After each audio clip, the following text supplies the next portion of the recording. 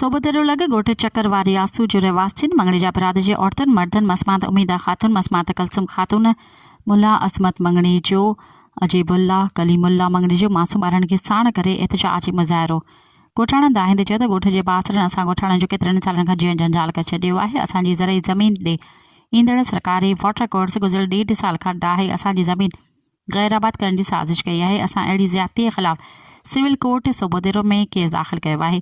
अदालत सगुड़ी असांजे हक़ में फतवा ॾेई मुख़ालिफ़ मच्छर जी असांजी औरत खे धक हणी ज़ख़्मी कयो। असां सोबोदेरो पुलिस वटि दाहियूं। अॼु असांजे पीरसन मुल्ला अज़मत मंगणी जो खे बेगुनाह सोबोदेरो थाणे ते बदिराए मुख़ालिफ़नि अकरम मंगणी जो हनीफ़ अयूब ॾुतल मुज़फ़र अब्दुल नबी मंगणी जो वारनि अजीब जे घर ते हलां करे ज़बरदस्ती घर मां सोना ज़ेवर रोक रक़म ॿियो सामान खणी घर जे कखावन लांढीअ खे बाहि ॾेई फरार थी विया आहिनि। सोबोदेरो पुलिस असांजी का बि मदद करण लाइ तयारु न आहे। मुतासिरनि वास्तेदार आला इख़्तियारनि खां इंसाफ़ जो मुतालबो कयो आहे। मज़ीद ख़बरनि ऐं तफ़सीलात लाइ विज़िट कयो असांजी वेबसाइट www.awamiNewsHD.com ऐं ॾिसंदा रहो अवामी न्यूज़ HD।